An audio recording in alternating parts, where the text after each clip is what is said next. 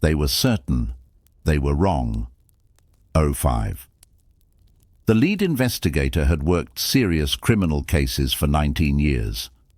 He had developed over that period the particular kind of professional judgment that extended experience produces, a capacity to read an evidentiary situation quickly, to identify the elements that mattered, to distinguish the cases that would resolve cleanly from those that would not. When asked in the weeks following the arrest whether he was confident in the charge, his answer was brief and unqualified. He had seen enough cases to know when one was solid. This one was solid. That confidence was not an isolated professional opinion. It was shared explicitly and on the record by the senior officials who had overseen the investigation from its early stages. The prosecuting attorney's office, in its public communications following the filing of charges, described the evidentiary basis for the case as thorough and compelling. The language used, not by any single speaker, but across the institutional communications that accompanied the case from charge to arraignment, was the language of certainty. Not the performative certainty of advocacy, though advocacy would come later, but the operational certainty of people who believed, on the basis of their professional experience and the record assembled before them, that the question of what had happened was answered. The investigation had moved with the purposeful momentum that serious cases, when they are going well, tend to produce. The initial phase, the rapid assembly of evidence in the immediate aftermath of the event, had generated a working hypothesis early, and the hypothesis had held under the scrutiny applied to it internally. As additional investigative work was completed, the picture that emerged was assessed by those conducting it as consistent, coherent, and pointing in a single direction. Lines of inquiry that did not support the central finding were examined and assessed as insufficiently probative. The investigative resources concentrated on the elements that the assembled evidence identified as significant. This process is not unusual. It is, in fact, the ordinary logic of criminal investigation. Investigators do not pursue all possibilities with equal intensity indefinitely. They follow evidence, assess its implications, develop hypotheses, and test those hypotheses against subsequent findings. The discipline of the process is what makes it productive. An investigation that refused to narrow its focus, that treated every line of inquiry as permanently open, every alternative explanation as equally worthy of sustained pursuit, would not be more accurate. It would be less functional.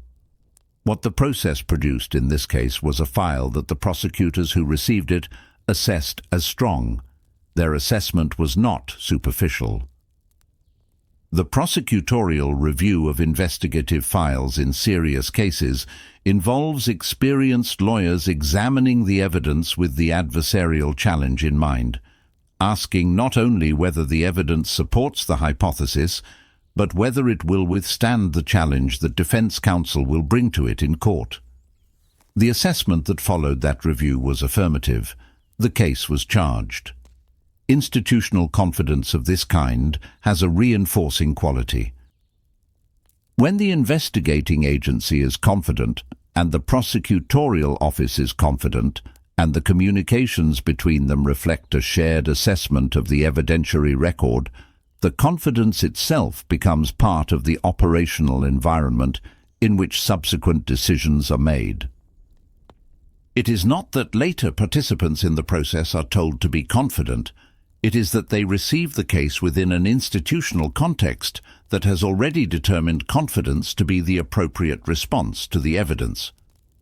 The officials who spoke publicly about the case in the period between the charge and the trial did not express uncertainty because they did not, in any operationally meaningful sense, feel it. They had looked at the file. They had assessed the evidence.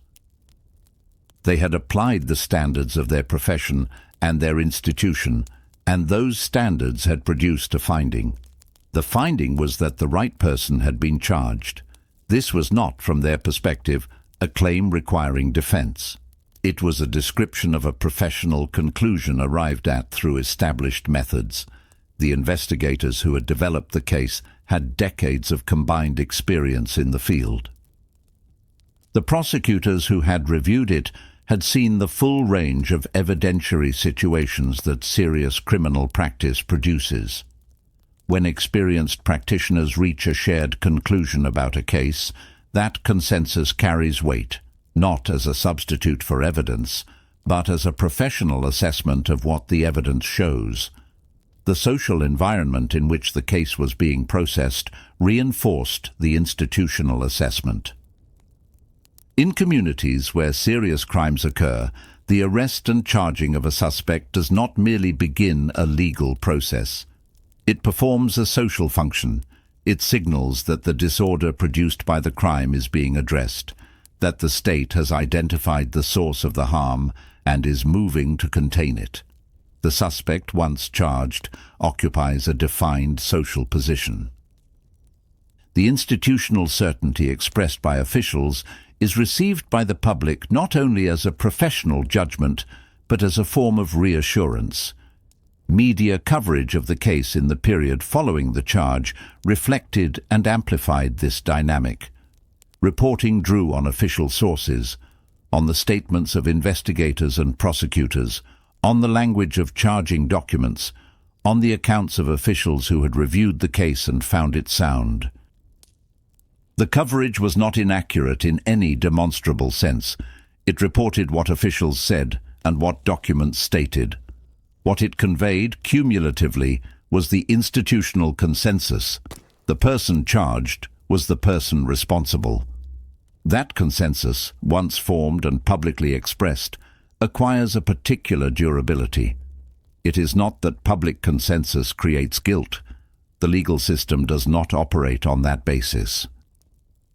It is that public consensus creates an environment in which the formal legal process takes place, and that environment is not neutral. It shapes the expectations that participants bring to proceedings. It calibrates the social cost of outcomes. It defines, informally but powerfully, what a result consistent with the evidence looks like. The defendant, in this environment, was not primarily a person. They were a case, a file, a set of charges supported by a body of evidence that the relevant institutions had assessed as sufficient. The professionals who had assembled that evidence were not, in the main, indifferent to the individual they were processing. But the work of investigation and prosecution is not organized around individuals. It is organized around cases, and cases are, by institutional design, abstracted from the particularity of the people they concern. The abstraction is functional. It is part of what allows the system to operate with the consistency and the relative objectivity that makes it preferable to the alternatives. But it also means that the certainty which had formed around this case, the accumulated professional consensus, the institutional investment, the public reinforcement, was certainty about a file, about a theory, about an evidentiary structure. It was not certainty arrived at by any process that required the system to hold, simultaneously, the possibility that the file was wrong. By the time the case reached the trial stage, the certainty was no longer being constructed. It had been constructed. It existed as the shared operational assumption of the institutions that would present the case to the jury, as the background condition against which defense arguments would be measured, as the professional consensus of the people whose judgment the court would hear. They had worked the evidence. They had tested their conclusions. They had reached their finding through the application of professional methods refined over careers of serious practice. They knew. And in knowing, completely, institutionally, without the friction of sustained doubt, they had already determined what the trial would confirm. There is a well-documented phenomenon in investigative practice that researchers in cognitive psychology and criminal justice have studied for several decades. It does not have a single agreed name. It appears in the literature variously as tunnel vision, confirmation bias, and investigative anchoring, but its operational features are consistent across the studies that describe it. Once investigators develop a working hypothesis that is supported by initial evidence and reinforced by institutional consensus, subsequent evidence tends to be processed through that hypothesis rather than against it. Information consistent with the prevailing theory is integrated smoothly. Information inconsistent with it is subjected to greater scrutiny, more readily assessed as unreliable, more likely to be categorized as a peripheral rather than central concern. This is not a failure of intelligence or integrity. It is a feature of human cognition operating under the conditions that serious investigations produce: time pressure, resource constraints, the weight of institutional expectation, and the accumulated momentum of a case that has already committed significant professional capital to a particular finding. The same cognitive architecture that makes experienced investigators effective, the capacity to recognize patterns, to make rapid assessments, to navigate uncertainty toward actionable conclusions, is the architecture that, under specific conditions, produces the narrowing that researchers describe. In this case, the narrowing had begun early. The initial evidence that pointed toward the defendant was, by the assessment of those who reviewed it, genuinely suggestive. It did not require fabrication or distortion to support the working hypothesis. It supported the hypothesis on its face, and it did so in ways that experienced investigators recognized as meaningful. The problem was not that the evidence was insufficient to justify a hypothesis. The problem was what happened to the investigative process once the hypothesis was in place. Investigative decisions made after the initial hypothesis formed show, in retrospect, a pattern that is consistent with the cognitive dynamic the research describes. Alternative explanations that were present in the early record, that were noted in some cases in the initial documentation, received diminishing investigative attention as the case developed. They were not formally closed. They were not the subject of explicit decisions to deprioritize. They simply received less follow-up, less resource allocation, less of the sustained attention that distinguishes a line of inquiry that is being genuinely pursued from one that is being formally acknowledged. The individuals who made these allocation decisions were not, in any recoverable sense, making them badly. They were making them in accordance with the professional judgment that the case, as they understood it, required. The evidence had identified a direction. The resources of the investigation followed the direction the evidence had identified. This is how investigations are supposed to work. The question that the pattern raises is not whether the decisions were professionally defensible, they were, but whether the hypothesis that was directing them was being tested with the same rigor that it had initially been required to earn. At several points in the investigative timeline, information entered the record that was not consistent with the prevailing theory. In each instance, the inconsistency was addressed, not ignored, but addressed, in ways that preserved the central hypothesis. Witness accounts that complicated the timeline were assessed as products of imprecise memory, a characterization that is often accurate and was here applied without the documentation that would have made the assessment reviewable. Physical evidence whose interpretation admitted of more than one reading was interpreted in the reading consistent with the prosecution's theory, without the formal analysis of alternative interpretations that the ambiguity might have warranted. None of these individual decisions constitutes, in isolation, a demonstrable error. Each reflects a judgment call of the kind that investigations require constantly. The cumulative pattern they form is visible only from outside the institutional process. only to someone reading the full record without the directional assumption that organized its production. From inside the process, each decision appeared to confirm what the evidence had already established. From outside, what the pattern suggests is something different. Not confirmation, but a series of decisions that were structurally unlikely to produce disconfirmation, because disconfirmation had ceased to be the operative goal. The defense, when it entered the case, identified several of these points and pursued them through the channels available. Its arguments were not frivolous.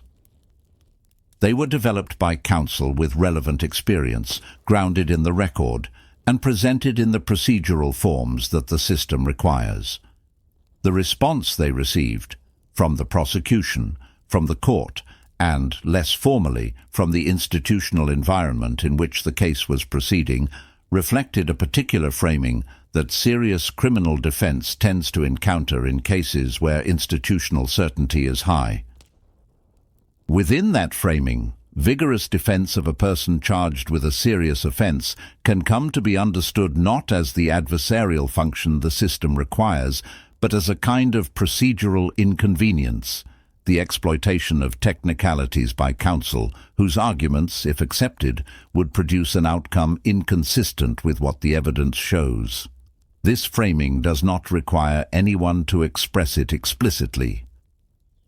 It operates through the subtle calibrations of credibility that judicial and institutional actors make constantly, through the background assumptions that shape which arguments are received as serious engagements with the evidence and which are received as strategic maneuvers.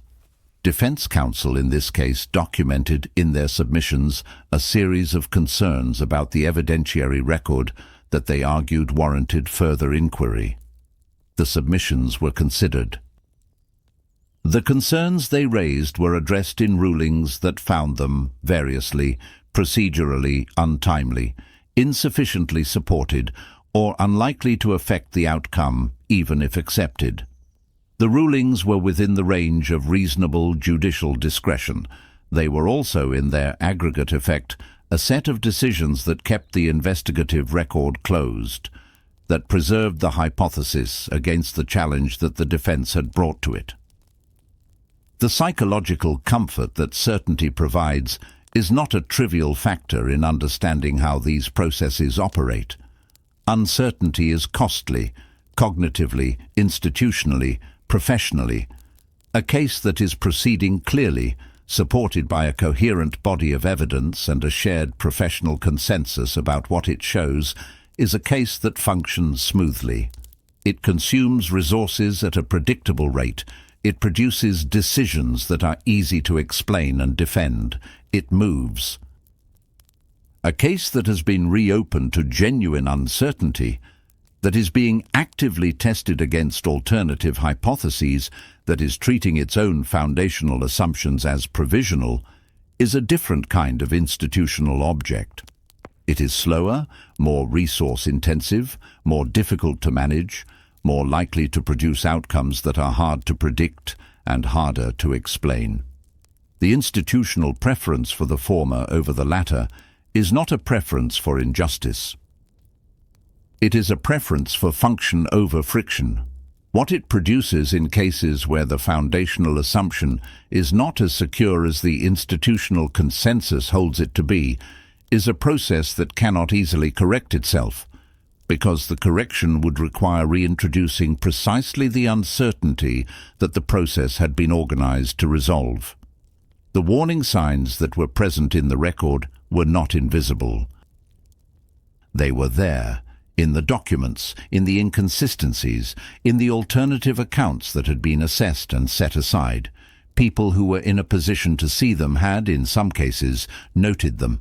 The notes were in the file. But the file was a prosecution file, organized around a finding, moving toward a trial that would test that finding against the adversarial challenge of the defense. The notes were part of the record. They were not part of the momentum. The certainty remained intact.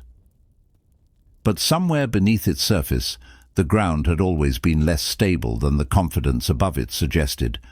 and the stability had never, not once, been genuinely tested. The conviction did not require misconduct to occur. This is the aspect of the case that resists the most common frameworks through which wrongful convictions are understood, frameworks that tend to organize around identifiable failures of integrity: the planted evidence, the coerced confession, the witness who lied, the prosecutor who knew and proceeded anyway. Those frameworks exist because those failures occur, and when they occur, they are serious and warrant the responses the system provides for them. But they describe a category of wrongful conviction that is, in important respects, easier to understand than what happened here. What happened here was produced not by the failure of integrity, but by the success of confidence. The institutions involved functioned. The individuals within them applied their professional judgment conscientiously. The processes ran as designed. And at the end of those processes, a person was convicted of an offense they did not commit, not because anyone had decided to convict the wrong person, but because the system had organized itself around a certainty that it had never adequately tested, and had built, around that certainty, a set of structures that made testing increasingly difficult as the case progressed. The research literature on confirmation bias in institutional contexts describes a specific dynamic that is relevant here. When a hypothesis is formed early, supported by initial evidence, and adopted as the working framework for an investigation, subsequent information processing does not occur on a neutral field. It occurs within a structure that has already assigned roles to the available evidence, has already determined, in effect, what counts as confirmation and what counts as noise. New information that fits the structure is integrated. New information that challenges it is subjected to a higher threshold of credibility before it affects the framework. This dynamic is not a pathology. It is, in most circumstances, a feature. The capacity to maintain a working hypothesis against the routine friction of ambiguous or contradictory information is what allows complex investigations to reach conclusions at all. An investigative process that revised its central hypothesis every time it encountered ambiguity would not be more accurate. It would be unable to function. The problem is not the dynamic itself. The problem is the absence of a mechanism that periodically requires the hypothesis to earn its status, that introduces structured challenge at defined points in the process, independent of the momentum the investigation has already developed. In this case, no such mechanism operated effectively. The challenge that the adversarial system was designed to provide, the defense's pressure on the prosecution's theory, was present, but it was applied to a hypothesis that had already been institutionally consolidated. The evidentiary record that the defense was challenging had been assembled within the hypothesis, organized by the hypothesis, and assessed for adequacy against the hypothesis.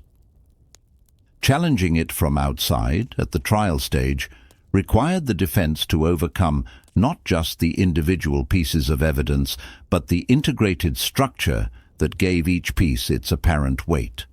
The legal mechanisms that protect convictions from post-verdict challenge are, as previously noted, designed to serve the value of finality. What they also serve, in cases where the pre-verdict process was shaped by unexamined certainty, is the protection of the certainty itself. The doctrines governing appellate review, the deference owed to jury findings, the standards governing the admission of new evidence, the procedural bars that apply to claims not raised at specific stages, were developed in a legal environment that assumed the pre-verdict process had been genuinely adversarial. They assumed that the hypothesis was tested, that the evidence was evaluated on a level field, that the verdict reflects a genuine resolution of a genuine contest. When those assumptions do not hold, when the pre-verdict process was shaped not by misconduct but by the cognitive and institutional dynamics of unexamined certainty, the protective doctrines do not adjust. They apply the same standards to a structurally different situation. A verdict that emerged from a process organized around a consolidated hypothesis receives the same deference as a verdict that emerged from a process that genuinely tested its central assumptions, because the doctrines governing deference cannot, from the outside, distinguish between them. The result is a form of structural protection for the original error. Not protection through concealment. The record is available, the arguments of defense counsel are documented, the inconsistencies are present in the transcripts. Protection through the operation of standards that treat the verdict as the output of a process that may not have been what those standards assume. The question of how wrongful imprisonment can arise without misconduct is one that the justice system has been slower to integrate than the research literature that describes it. Exoneration data, the accumulated record of convictions that have been formally reversed, shows that a significant proportion of wrongful convictions are not attributable to identifiable bad acts by identifiable individuals. They are attributable to patterns, the overvaluation of eyewitness testimony under conditions that reduce its reliability, the influence of confirmation bias on forensic interpretation, the institutional dynamics that shape charging decisions and plea negotiations, the adversarial asymmetries that affect what evidence reaches the jury and how it is framed when it does. These patterns do not require anyone to have done anything wrong in the ordinary sense of that phrase. They require only that people have done ordinary things, applied professional judgment, followed institutional procedures, made the decisions that their roles required them to make, within a system whose design does not adequately account for the ways in which ordinary professional behavior under specific conditions can produce extraordinary harm. The specific condition most relevant here is certainty, not doubt, which the system is designed to manage, and which, when it operates properly, the system handles through the reasonable doubt standard and the adversarial process. Certainty, the condition in which doubt has been prematurely resolved, in which the threshold question of guilt has been answered before the process designed to answer it has been fully engaged. The system has extensive mechanisms for managing doubt. It has comparatively few for managing the premature elimination of it. The institutional preference for decisiveness over accuracy is not a preference that any institution would endorse explicitly. Asked to choose between the two, every prosecutorial office, every investigative agency, every court system would affirm accuracy as the primary value. The preference for decisiveness operates not as a stated policy, but as a structural tendency. Expressed through the incentive systems that shape professional behavior, through the metrics by which performance is evaluated, through the career dynamics that reward closure and, in subtle but consistent ways, penalize the extended uncertainty that genuine accuracy sometimes requires. Conviction rates matter to prosecutorial offices, not as explicit performance targets in most jurisdictions, but as the visible outputs of institutional function that supervisors observe and that shape assessments of prosecutorial effectiveness. Clearance rates matter to investigative agencies for analogous reasons. The institutional actors who move cases toward resolution are not moving them toward resolution because they have decided accuracy is unimportant. They are moving them toward resolution because resolution is what their institutions are designed to produce, and the signals their institutions send about professional success are calibrated to reward it. Within this environment, the investigator, who identifies a complicating factor late in a case that has already been consolidated, is not in a structurally neutral position. The analyst who flags an inconsistency in the evidentiary record after the charging decision has been made is not raising a concern in an institutional vacuum.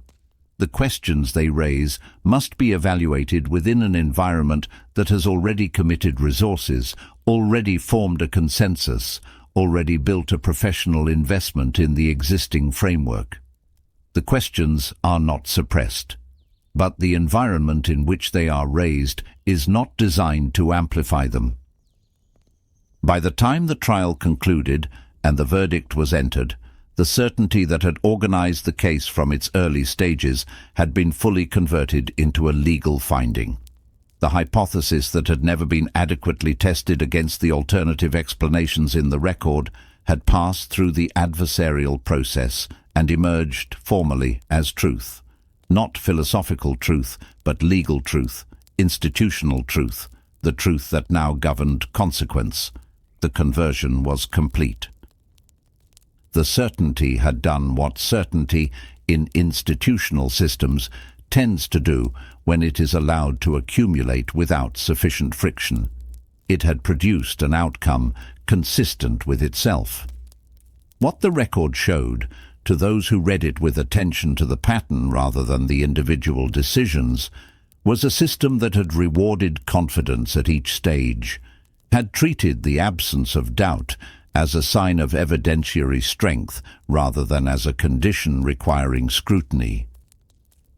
And in that inversion, doubt treated as weakness, certainty treated as evidence, the mechanism of the failure resided, not in any decision that could be isolated and condemned, but in the architecture of a process that had mistaken its own conviction for proof. The person who enters a correctional facility under a wrongful conviction does not enter a system designed to hold uncertainty in suspension. They enter a system designed to administer a determination. The determination has been made. The institution's function is not to evaluate it, but to execute it, to translate the legal finding into the daily operational reality of confinement. Classification, housing assignment, program eligibility, behavioral expectation, all of it flows from the verdict as from a source, without any mechanism for questioning whether the source is sound. This is the first and most fundamental consequence of certainty-driven imprisonment. It is not dramatic. It does not announce itself as injustice.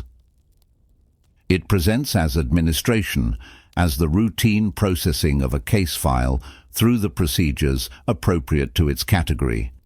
The person inside the file experiences something different from what the file records. But the institution does not process experience. It processes files.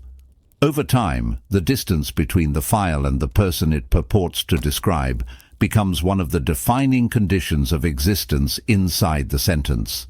The file says one thing, the person knows another.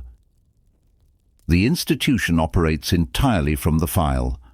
Every interaction, with correctional staff, with classification officers, with the administrative bodies that make decisions about movement and eligibility and risk, takes the file as its authoritative account.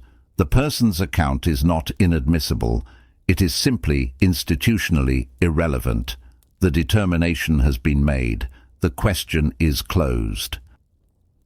The psychological literature on what researchers term identity threat under conditions of institutional labeling documents a specific form of cognitive and social strain that is distinct from the general effects of long-term imprisonment. It is the strain produced not merely by confinement, but by the permanent official misattribution of character and action, by the condition of being defined in every institutional interaction, by an account of oneself that one knows to be false. Human beings are social creatures whose sense of self is partly constructed through reflection, through the way others receive and respond to them, through the social mirrors that institutional and personal interactions provide. In ordinary circumstances, those mirrors are imperfect but varied. In the circumstances of long-term imprisonment under wrongful conviction, the mirrors are both uniform and systematically incorrect. The institution reflects back, consistently and without qualification, an identity that the person inside it did not produce and cannot alter through any available means. The record says what it says. The walls confirm it. The staff respond to it. The parole board evaluates against it. What this produces, documented across clinical and academic literature, is not always visible distress, though visible distress occurs. It produces, more characteristically, a form of sustained cognitive compartmentalization, the maintenance of a private account of self and events that exists in permanent, unresolvable tension with the public account that governs every material aspect of life. This compartmentalization is adaptive in the sense that it preserves a degree of psychological coherence that the alternative, the full internalization of the institutional account, would not. It is also, over extended time, corrosive. It requires energy that has no other outlet. It forecloses the forms of social connection and mutual recognition that psychological resilience depends upon.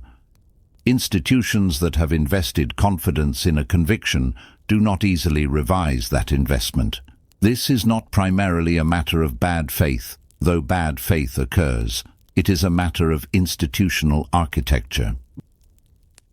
The organizations that investigated, prosecuted, and adjudicated the original case exist within accountability structures that create strong incentives against revisiting closed determinations.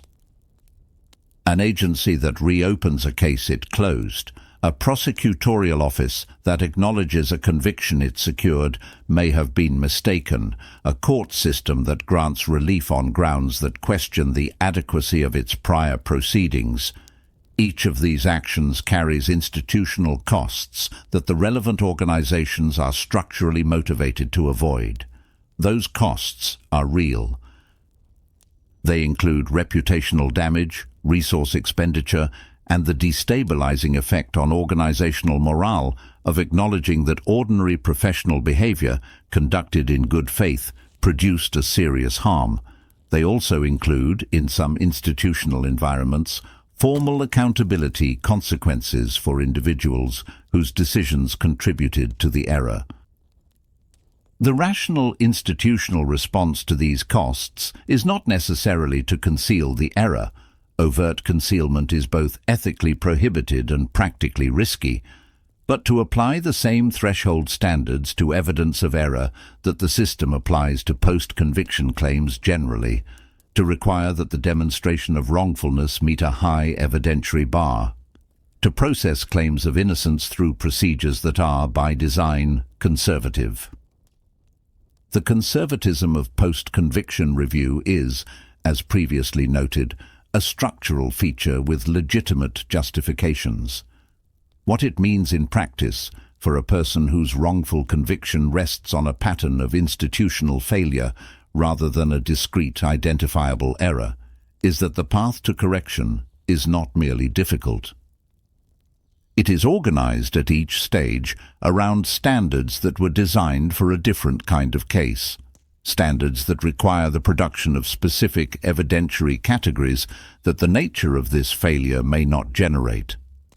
When correction eventually occurs, when a conviction is vacated, when the institutional determination that organized years of a person's life is formally reversed, the reversal does not undo what the certainty produced. It terminates the ongoing administration of the error. It does not restore the time, the relationships, the professional trajectory, the social position that the years of wrongful imprisonment consumed. Those are gone in a way that no legal proceeding can address because they were not taken by a discrete act that can be remedied, but by the passage of time under a false determination.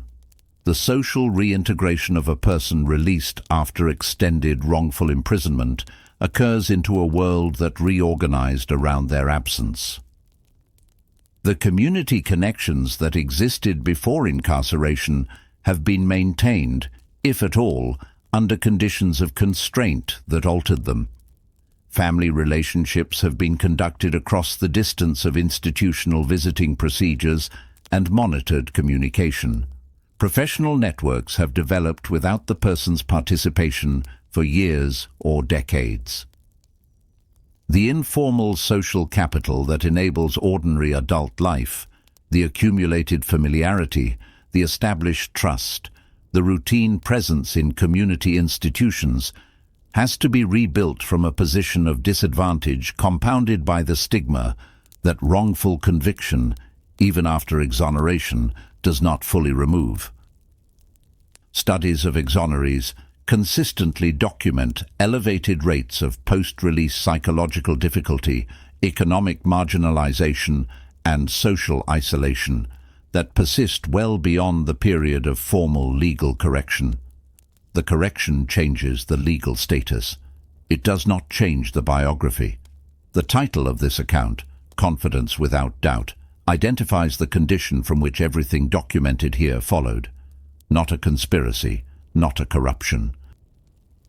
A cognitive and institutional condition, the replacement of genuine inquiry with the procedural administration of a conclusion that had been reached before the inquiry was complete. Certainty, in the context this account describes, was not a product of the evidence.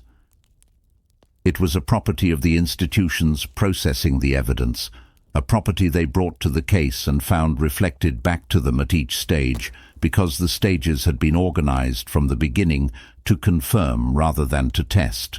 What remained after the certainty had done its work, after the investigation, the prosecution, the conviction, the sentence, the years, and finally the formal acknowledgement that the determination had been wrong, was not resolution. Resolution implies that something has been completed in a way that closes it. What remained was a set of facts about what certainty, operating without adequate friction, is capable of producing. A life altered beyond recovery by a system that was, at every stage, completely sure. And that sureness, that institutional confidence held so completely that it never required the one thing that might have corrected it, is not a feature of a broken system. It is a feature of a system that was functioning exactly as designed, in a case where the design was not equal to what the truth required. The audience is invited to consider how often they have trusted certainty in institutions, in authorities, in the confident professional consensus of people who have seen enough cases to know, and how often that trust has been the last check that might have caught the error. It has not been caught. It will not announce itself. It is, in all probability, ongoing.